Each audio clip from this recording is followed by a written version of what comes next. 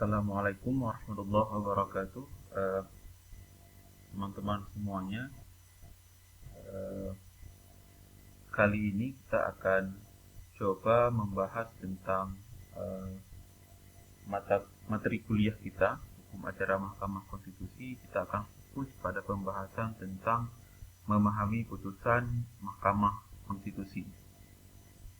Nah, teman-teman sekalian, berhubung kita dalam kondisi sedang tidak menentu seperti ini, sedang ada penyebaran virus COVID-19 dan kegiatan perkuliahan kita harus dihentikan secara tatap muka langsung. Maka untuk selanjutnya barangkali saya akan memberikan kuliah lewat video yang saya akan bagikan kepada teman-teman semua. Jadi teman-teman bisa bebas menonton kapan saja. Oke, sebelum kita masuk pada materi ini, minggu lalu saya sudah meminta teman-teman semuanya untuk mencari atau menemukan putusan salah satu putusan Mahkamah Konstitusi yang lengkap. Nah, untuk apa kita memahami putusan Mahkamah Konstitusi? Tujuannya itu adalah untuk mengetahui apa saja kewenangan Mahkamah Konstitusi dan apa keberatan yang dimohonkan oleh pemohon dalam pengujian undang-undang di Mahkamah Konstitusi, dan apa pandangan MK terhadap, dan yang paling penting adalah apa pandangan MK terhadap permohonan tersebut. Jadi materi kali ini kita akan fokus pada memahami putusan Mahkamah Konstitusi dalam kewenangannya menguji undang-undang. Nah, jadi putusan yang kita kaji adalah putusan pengujian undang-undang Mahkamah Konstitusi. Teman-teman semuanya, di kelas kita sudah pernah membahas bahwa dasar hukum keberadaan Mahkamah Konstitusi itu diatur lewat Undang-Undang 23 tahun 2004 tentang Mahkamah Konstitusi. Nah, dalam undang-undang tersebut diatur banyak hal mengenai kewenangan, tugas, dan segala macam yang berkaitan dengan MK. Salah satu aturan yang diatur di situ adalah tentang bunyi putusan MK ataupun muatan dari putusan MK. Nah, muatan putusan MK dalam Undang-Undang 23 tahun 2004 itu diatur dalam pasal 48. Teman-teman bisa nanti mendownload undang-undang tersebut kemudian membacanya secara lengkap. Nah, dalam undang-undang itu disebutkan ada 7 muatan yang seharusnya disebutkan, termuat dalam putusan MK. Yang pertama itu adalah kepala putusan. Ini di setiap putusan pengadilan Indonesia, kepala putusan ini wajib termuat, ya. Itu berbunyi demi keadilan berdasarkan ketuhanan yang Maha Esa. Nah, yang kedua kemudian identitas pihak. Ini isinya itu adalah mengenai identitas diri atau identitas diri lah para pemohon, tempat tanggal lahir, alamat, segala macam. Dan yang ketiga, kalau ada identitas pihak ini biasanya itu juga kalau bisa ramai-ramai, kalau permohonan itu dilakukan secara beramai-ramai, atau bisa sendiri-sendiri kalau itu dilakukan secara sendiri. Nah, yang ketiga adalah ringkasan permohonan. Ringkasan permohonan ini isinya itu muatannya adalah menyangkut apa bunyi permohonan yang hendak dimohonkan oleh para pemohon. Okay? Yang dimohonkan oleh para pemohon dalam pengujian undang-undang di Mahkamah Konstitusi.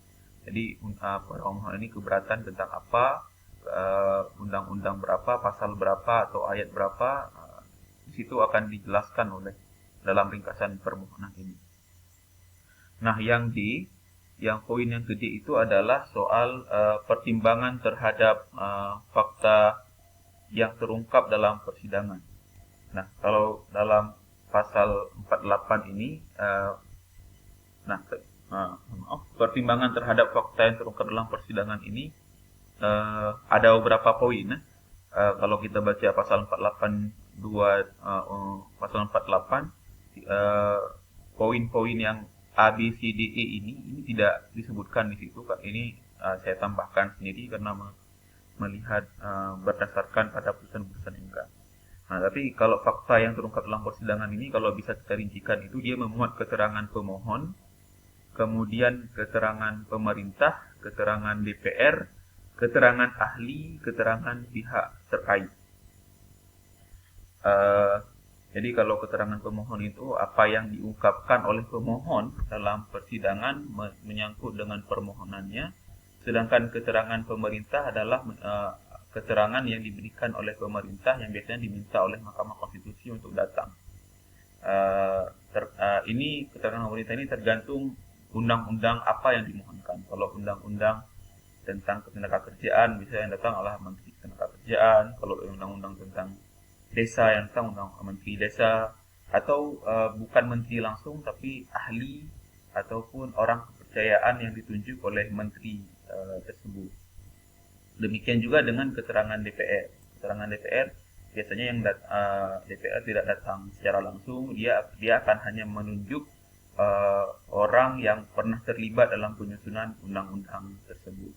Nah, dua keterangan ini, keterangan pemerintah dan keterangan DPR ini wajib diberikan di depan sidang Mahkamah Konstitusi karena Mahkamah Konstitusi itu hendak menilai hasil produk yang dikeluarkan oleh dua lembaga ini. Nah, undang-undang itu kan kita tahu adalah produk yang dilakukan oleh pemerintah dan DPR.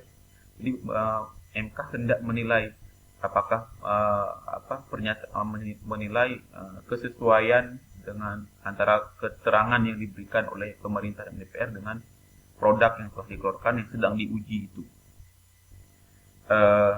Selanjutnya keterangan ahli, kalau memang ada, MK akan mengundang ahli, ataupun keterangan pihak terkait. Pihak terkait ini biasanya adalah orang-orang yang secara tidak langsung berdampak terhadap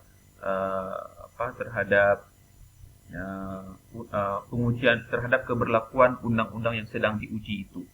Keterangan pihak terkait ini biasanya harus pihak-pihak terkait itu harus memohonkan dirinya untuk terlibat dalam persidangan yang sedang berlangsung di MK tersebut. Nah, ini adalah yang namanya pertimbangan terhadap fakta yang terungkap dalam persidangan. Yang selanjutnya, poin yang kelima adalah pertimbangan hukum yang menjadi dasar putusan. Nah, ini adalah dibuat oleh Mahkamah Konstitusi. Ini isinya adalah tentang apa yang isi pertimbangan hukum yang menjadi dasar putusan ini adalah hal-hal yang terungkap di persidangan, kemudian disimpulkan oleh Mahkamah Konstitusi, kemudian dijadikan pertimbangan hukum oleh Mahkamah Konstitusi sebelum mengambil putusan, sebelum memutuskan atau mengeluarkan amar putusan. Nantinya pertimbangan hukum ini sangat menentukan apa amar putusan yang akan dikeluarkan oleh Mahkamah Konstitusi. Jadi pertimbangan hukum itu diambil dari segala fakta yang terungkap dalam persidangan, dari permohonan yang dimohonkan oleh pemohon, dan juga dari semua keterangan-keterangan pemohon yang keterangan semua orang yang ada di dalam persidangan. Nah, yang keenam ada amar putusan. Biasanya di sini bunyinya itu MK mengabulkan, menolak atau mengabulkan atau menolak putusan dari permohonan tersebut. Jadi ada dua putusan MK, mengabulkan atau menolak. Nah, yang terakhir biasanya itu adalah hari tanggal putusan nama hakim konstitusi dan panitera. Ini di bagian akhir. Nah, sekarang